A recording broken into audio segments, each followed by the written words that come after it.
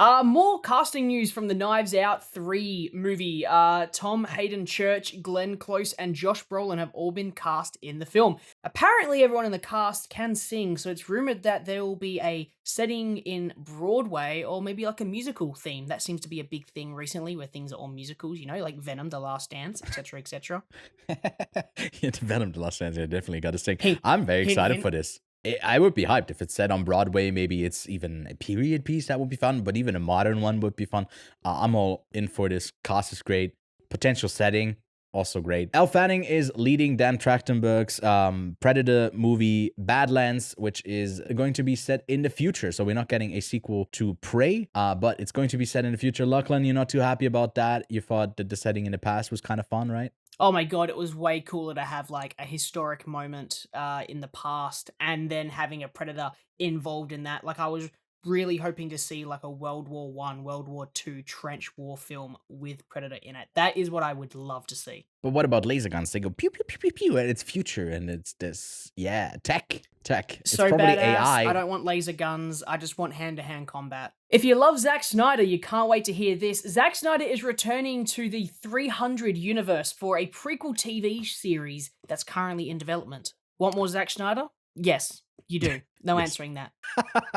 You definitely do. You want the Snyder cut? You definitely of it as do. well. You want more Schneider. Yeah, more of it. Welcome to Derry. We'll continue the It series with the prequel TV show that's going to have Bill Skarsgård return as Pennywise. More casting news again. Mahershala Ali joins Jurassic World's next movie, coming from Gareth Edwards. So Blade was up. I didn't write that part. I think that's meaning where the fuck is the Blade movie, right? What is happening with the Blade movie? I don't think they're doing it. They're just like, you go do whatever you want, Mahershala. We'll get to Blade eventually when you free up. Gareth Edwards at the helm of the Jurassic World movie. He is great though. There's been a bunch of casting news for that film. Looking forward to it once more, which is rare for Jurassic World. They fucked it, and this is exciting. Giancarlo Esposito joins the MCU as Captain America does its reshoots for the upcoming what is it called? Brave New World. And he's going to be a villain in that film. And speaking of the MCU, the next Avengers film will have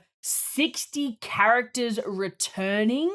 Yeah. I don't even think you can have that many people in a film. My god, No. 60 characters returning. They bought the expansion pack. They can add a couple more. All 60 of them will be 60 different variants of Iron Man, and Robert Downey Jr. is going to have to do more like playing multiple characters like he does in The Sympathizer, because he absolutely adored doing that. And Sean Levy is in early talks to direct that next film. Then Cillian Murphy is set to star and produce the upcoming Peaky Blinders film that has been greenlit by Netflix. Paul Giamatti is set to star in the Hostel TV series with Eli Roth producing. Emma Stone and Nathan Fielder are continuing their collaboration with his upcoming feature directorial debut, Checkmate, produced by A24. By the way, I've made a film that's called Checkmate as well, but I feel like Nathan Fielder's one is definitely going to be the better one between those two, but exciting to see them work together again. Tom Blythe, the star of the recent Hunger Games,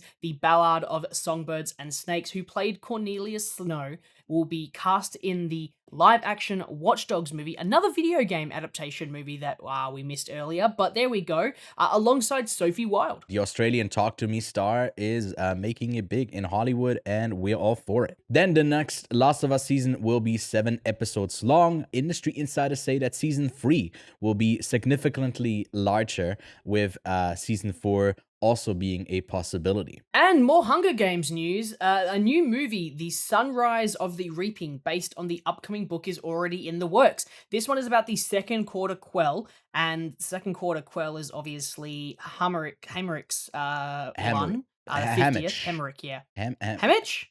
Hemorrhage. I think it's Hemorrhage. Let me do it again. No, I was trying to find it, but I don't know. Hang on, I don't know fucking why. But on Hunger Games' IMDb page, you have to scroll. Like you have Prim, who isn't even in that movie that much. Effie, Hob, Katniss's mother, Registration Woman, Propaganda Film Contribute, tribute. Peter's mother, Peacekeeper 1, Peacekeeper 2, Peacekeeper 3, then you get Cool. Haymitch. Like, Woody Harrelson is right at the bottom of the fucking IMDb list of names. Imagine Sorry. on the call sheet, like Woody Harrelson is lower than like Oh, Peacekeeper then 3. Peacekeeper number 3.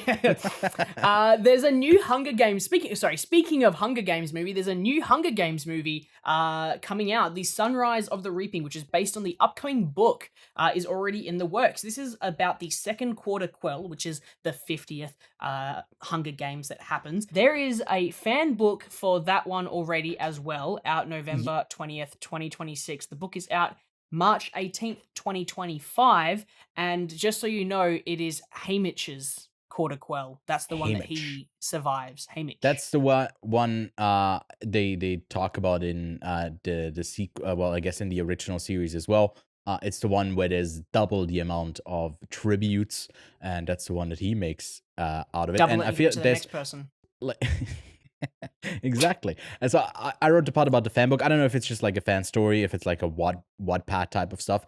I feel like I've read part of it. Maybe it was also just a fan made film. I think it's a fan made film on YouTube that I've seen that just basically depicts what happens there. I already know what the story is going to be like. You love fan made stuff. You love fan made adaptations of things. I have a fan right here, Lachlan, and it's fan. Great. Yeah, this is my good buddy fan, and I love what the fan Rule made. 34. It made.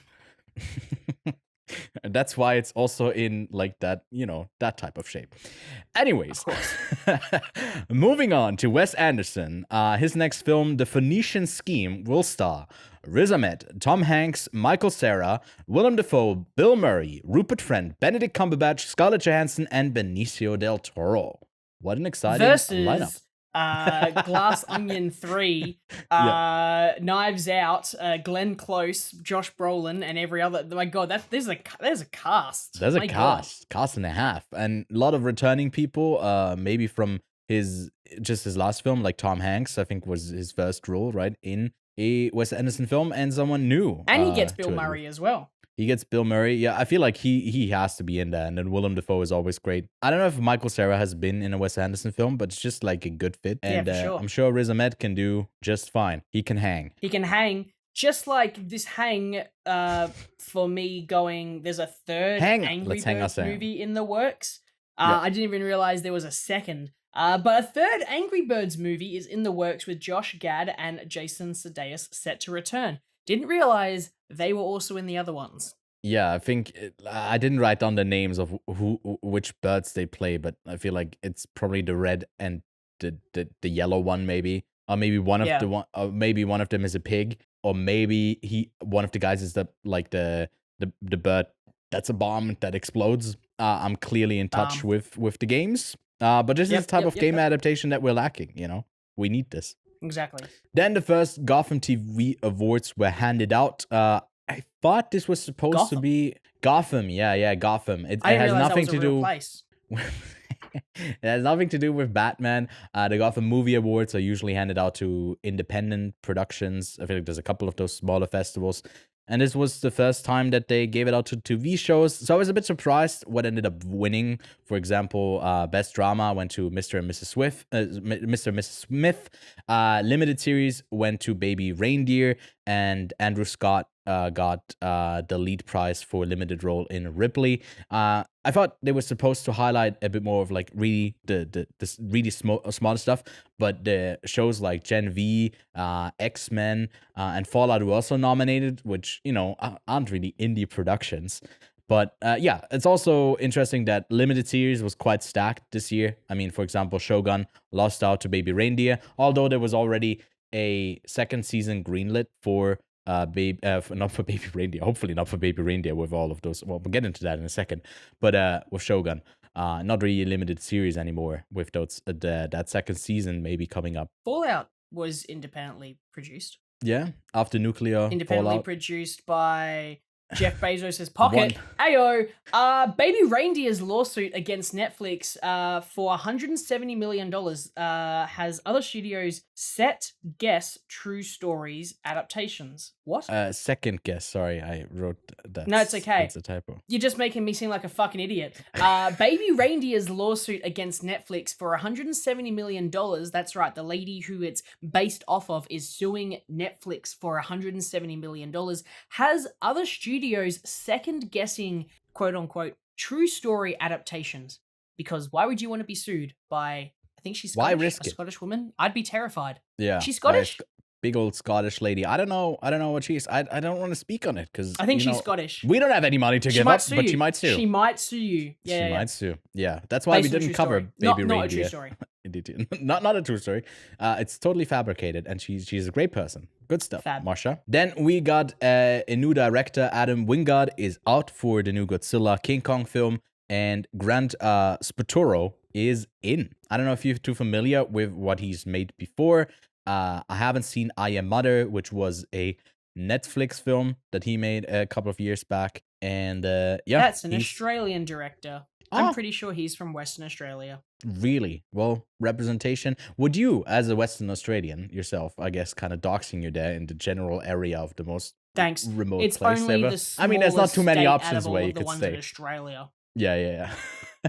Would you be like willing to take on a Godzilla Kong type of film? Would that be like to sub in if he needs to sub out from Western Australia? Would you sub in? Oh fuck yeah, I would. Dude, I've got so many good ideas for a Godzilla versus King Kong movie. What'd you make him do? I'd get a robot Godzilla. Fuck, that's already been done. I'd get a boxing glove for Kong. Fuck, that's already been done. I would go and create an upside down. Oh fuck, that's already been done. I would have a giant moth. Fuck, that's already been done. I'm running out of ideas here. I think they're running out of ideas. But I'd like to see what happens. I have a final suggestion. I think what would be really fun for that type of movie is just imagine a really, really, really big trampoline for Godzilla. Oh, yep. And Godzilla double bounces King Kong and then it hurts his legs. They just bounce. Just bouncing. Because I feel like they're always like making everything goes kaput. They all destroy everything. Why not have them bounce on a trampoline? Like that one Community episode where they're all in Serenity and it just like they just jump up and down and it's only one at a time. I think that's a great idea. And it's about like sharing the trampoline. But there's only one person allowed because they're obviously like Titans, they're too big. Yep. Not from Western Australia, but hey, I'd be the third sub in if you need anyone. Yeah, of course. Straight to Switzerland. Last bit of news. Finally, here we go. Finally. WALL-E and Finding Nemo's director Andrew Stanton will direct Toy Story 5. 5. We're already up to 5. They grow up so fast. The fictional characters in Toy Story, but then also the franchises who you kind of just want to kick out of the house at some point. But hey, I guess it's crazy to think that Pixar just laid off all of their 14% of their staff, and they're like, hey. Mm-hmm. It's going from Finding Nemo to Finding Dory to Finding staff.